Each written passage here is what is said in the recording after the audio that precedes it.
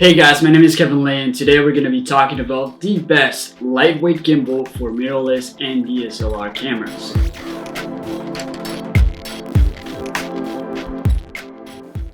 Today we're going to be talking about the one and only Zhiyun Weebill-S. There are a few things that makes this gimbal a great gimbal.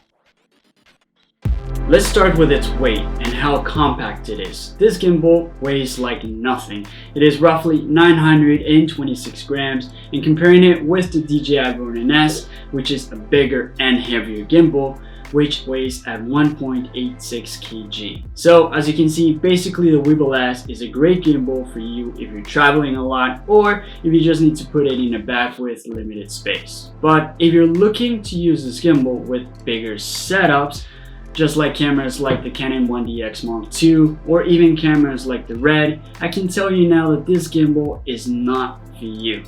For bigger cameras like this, you may consider gimbals like the DJI Ronin-S or the Ronin-M or even the Lab 3. Even though this gimbal can't hold massive cameras, it is still a very strong gimbal for its size. I'm currently using this gimbal with a Canon 5D Mark IV and a 16 to 35mm lens. So as you can see, it's a pretty big setup. This is also very compatible because it locks up just like this and it won't be dangling around just like other gimbals. This is one of the biggest reasons why I like this gimbal, because it locks up and it's small and you can put it in any bag and it's ready for you to use. That comes to my next point. The Zhiyun Weebill-S has an amazing lock mechanism system for each axis. This makes balancing your gimbal much easier and faster. So let me roughly explain how the lock mechanism works while balancing your gimbal. I'm not going to get into how to balance your gimbal in this video, but I'll be explaining the lock system and how it works for each axis. As you probably know, there are 3 different axes in a gimbal. There's the tilt axis, the roll axis, and the pan axis. So what you want to do first is to unlock every axis and adjust it like this. Then lock every axis again once you're in this position.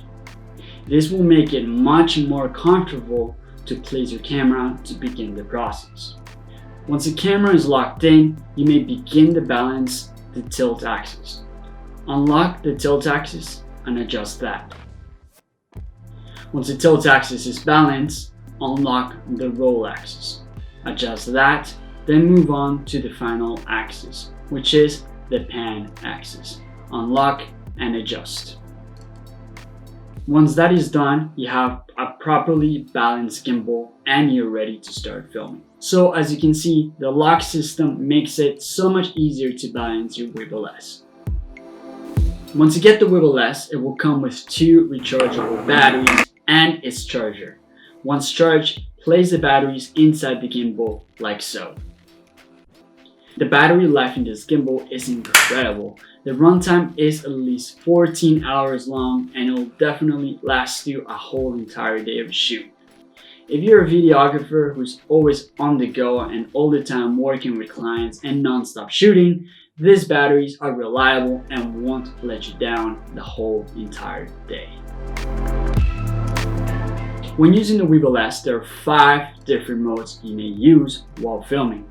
Let's start with the POV mode. The POV mode that I use when I want to shoot a tilt and down and up move. This move is great if you want to introduce a subject to the scene. This could also be shot starting tilt up, then tilting down. Next, we have the vortex mode.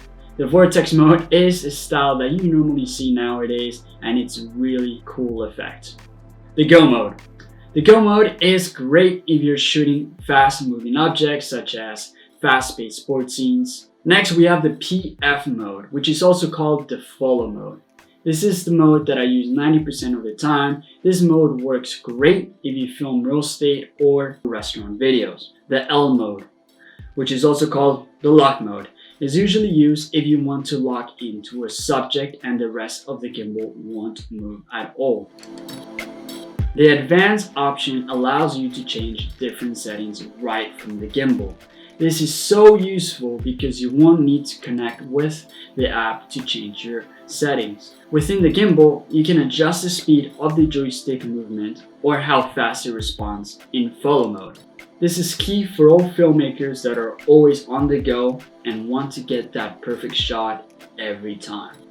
I'll be linking down the compatibility list in the description box below so you can check if your camera and lens are compatible with the gimbal. Anyways guys, that's all I have for you guys today. Hope you liked the video, hope you enjoyed it, hope it was useful. If you haven't seen my last video, I'll link it in one of those corners over here.